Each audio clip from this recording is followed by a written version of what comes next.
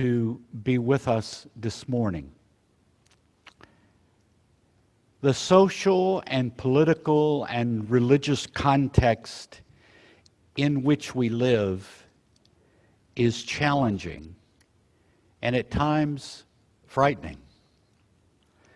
But we are not here to become more frightened, but to learn ways to tap into our innate strength and the strength we can find in one another, and by doing so become more resilient. The good news is that we are innately resilient.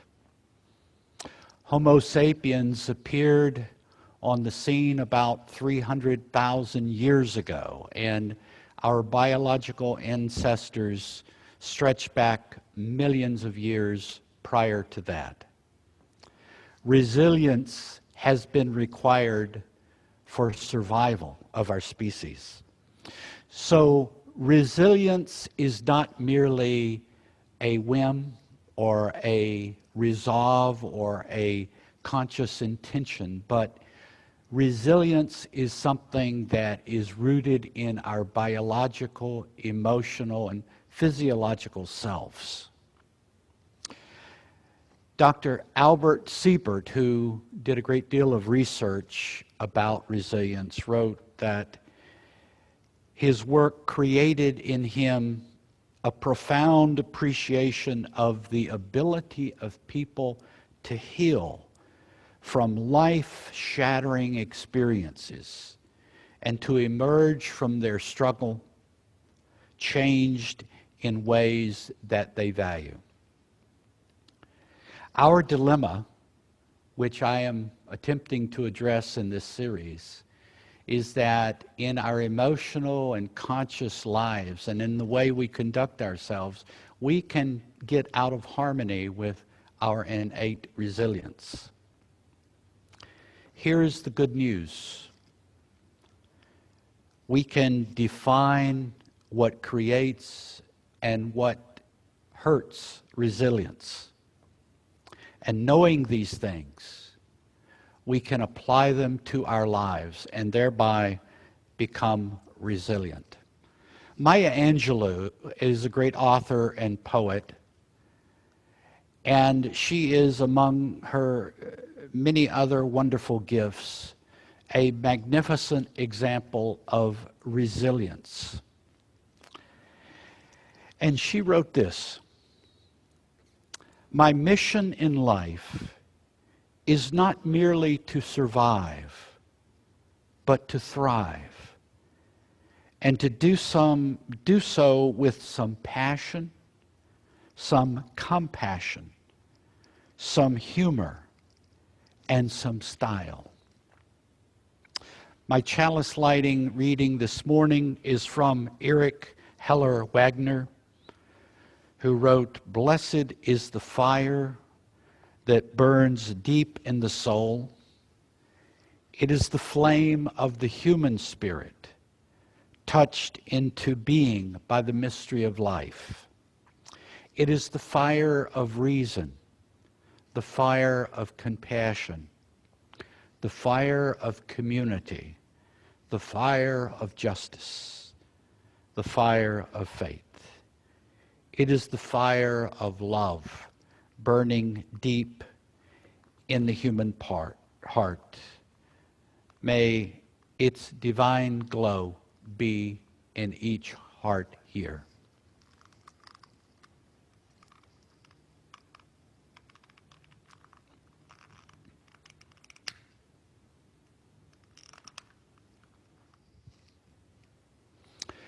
Thank you,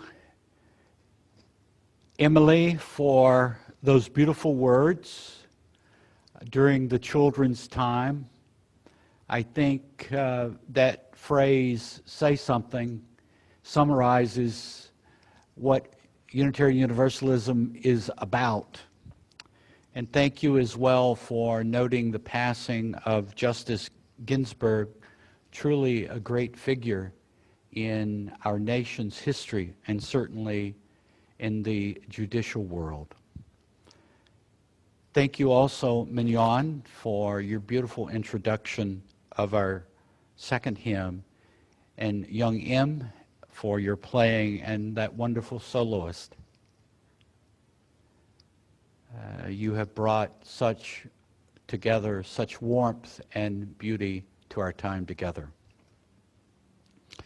All of us will experience major changes in the course of our lives that call upon our reserves of resilience. And also, all of us in the course of our lives will be called upon many times to help those around us, loved ones, family, and friends who are going through difficulties that involve their own struggle with resilience. This is true for all age groups and all stages of life. Resilience consists of at least 8 components. These are the ability to face facts, the ability to communicate with others and find good listeners, the ability to express and understand and face our greatest fears, the ability to envision a positive future, to move towards what is nourishing and healing, to increase our personal agency or our sense of control of our lives, to be aware and avoid negative patterns, and to practice compassion for self, the ability to let go of things that need to be let go of, and the ability to forgive.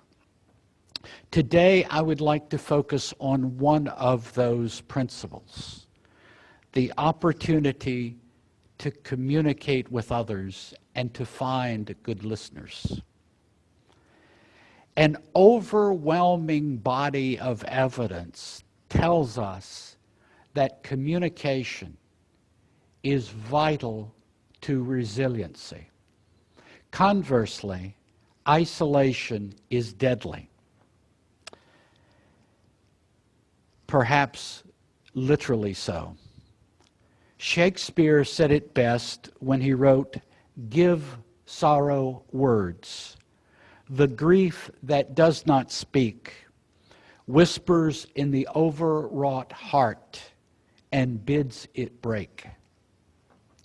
Communication with others, among other things, breaks the spell of powerlessness that people in grief often feel.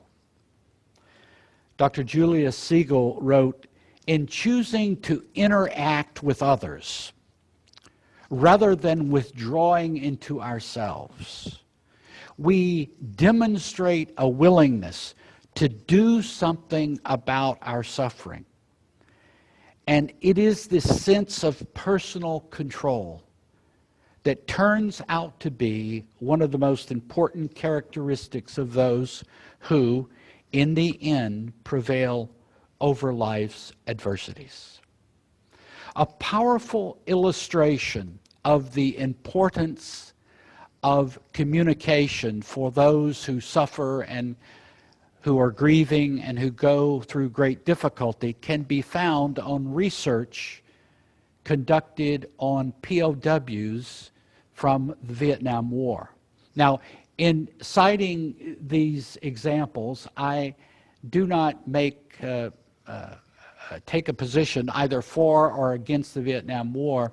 That, for the moment, is immaterial to me.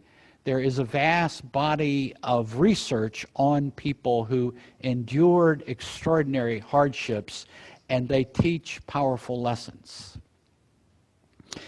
In the experience of the POWs, there was nothing more important to them than the opportunity to communicate to another human being who was a prisoner as they were. And this was such an important thing that nothing exceeded the importance of communicating with another other than literally food and water. Now, bear in mind that communication, as I'm referring to it, was often done as a secret code by knocking on a wall or by shuffling as they walked in a certain way or by making certain sounds or whistles, and by doing so, by creating sounds, created a code which other prisoners were taught to understand. And that was the communication that was so important to them. And they often said that when they had come out of isolation into an experience where they finally were able to communicate with a fellow prisoner, it was often exhilarating. And the creativity and the effort these persons put toward trying to create a coded language that they could use to be connected to one another was truly extraordinary. Dr. Julius Siegel, again, wrote, "Researchers have repeatedly demonstrated a vital link between the strength of our support systems and our emotional and physical resilience under severe stress. Research studies have shown that communication has a powerfully positive effect for widowers, cancer patients, and people struggling with addictions." Think about that. Now, we have established the importance of communication with other human beings for resilience. You probably already knew that. But I wish to say there's a huge body of evidence that says communication with others is extraordinarily important for resilience. But here is where things get tricky.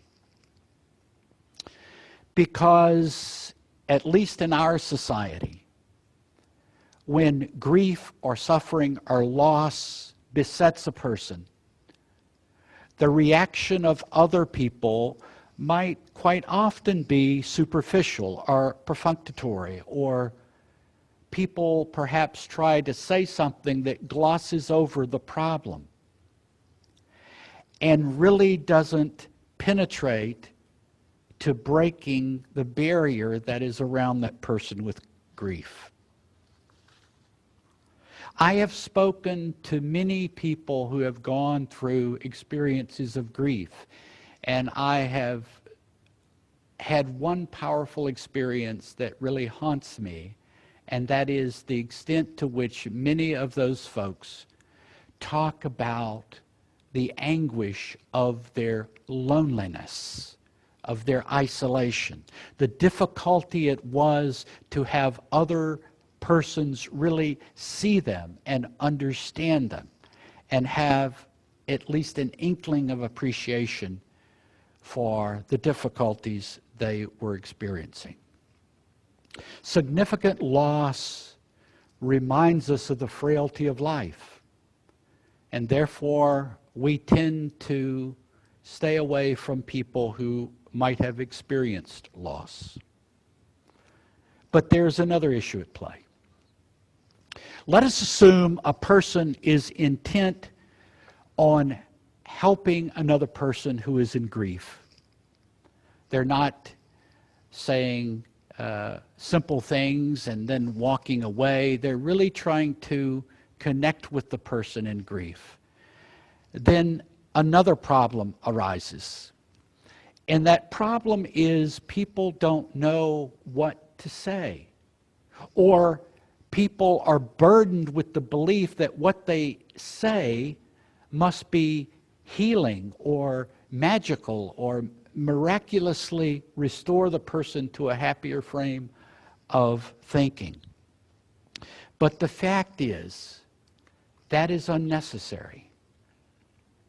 There are certain types of behavior that help people and certain types of behavior that do not help people who are experiencing grief. Some behaviors to avoid are judgments and analysis. Trying to fix, save, rescue, or improve the person.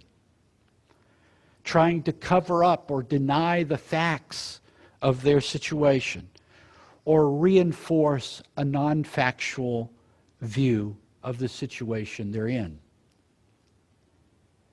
Platitudes, offering advice, saying things that are meant to help the person feel better, wise words and so forth, are not necessary and in fact may help the person, lead the person to feel even more isolated.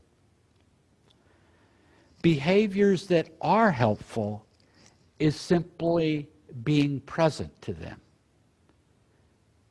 being open to what they have to say, being responsive but not intrusive, listening with one's complete attention, and not talking so much that you cannot listen to what the other person is saying.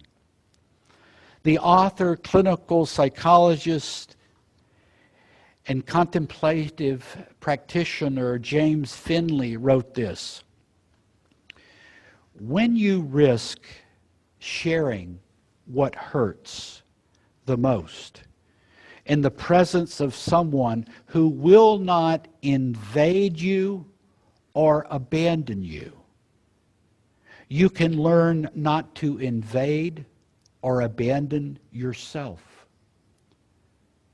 Even deeper down, when you risk sharing something that hurts the most in the presence of someone who will not invade you or abandon you, you can discover within yourself what some have called the pearl of great price.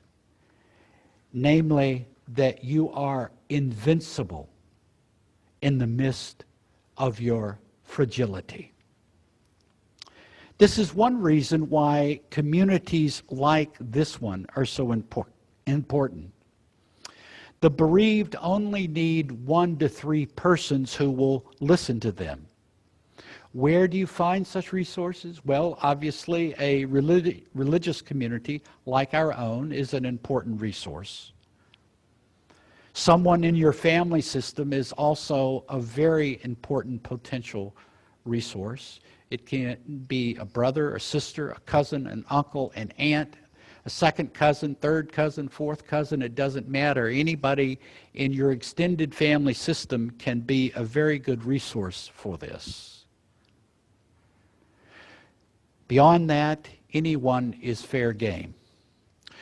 Now, research indicates that people are much more appreciative of family, friends, mentors, anyone in the friendship circle, a colleague, and so forth, than a professional listener. In other words, the research shows that people ordinarily value the listening of someone who's a friend, a colleague, a relative, rather than someone who listens for their profession, such as a psychologist, a therapist, and so on. But also, don't forget that journaling, drawing, creating music, not measured by comparison with others, not measured against some sense of perfection, but seen as an expression of what lies within, can be extraordinarily important. Generally speaking, self-disclosure of whatever form, talking to others, journaling, writing, doesn't solve anything. It doesn't change life. It doesn't take away the facts that have made life difficult. But it helps settle the mind. It helps give us a sense of control, greater control over our environment. And it strengthens resilience. Resilience is the ability to move from the shock induced by a significant life-altering change, to a level of functioning adequate to meet the demands of life and living. It is not the return to normal. It is a beginning for a new normal, a new life. And research has shown, and I think our own experience corroborates this, that we can, after tragedy and loss, remake ourselves and be born anew, as it were. Here is the good news. We can define what resilience is and what undermines it. Knowing these things, sharing these things with one another, and applying them to our lives can increase our ability individually and collectively to be resilient.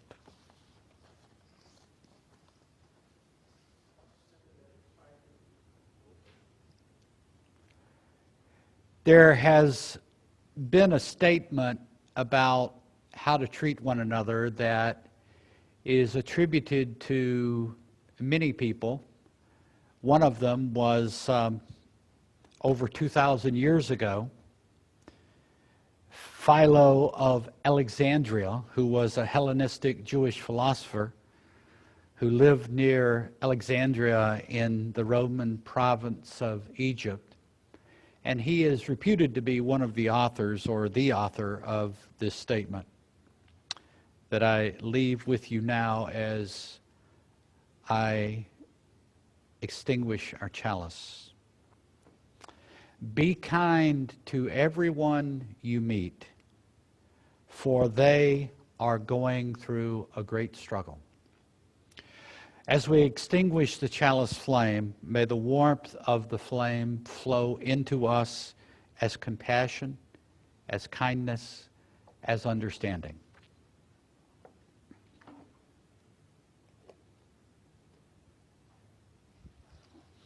My words of benediction and closing come from Cynthia Landham. We leave this gathered community, but we don't leave our connection, our concerns, our care for one another. Our service to each other, to the world, and to our faith continues until we are together again. My friends, be strong, be well, be true, be loving. Amen.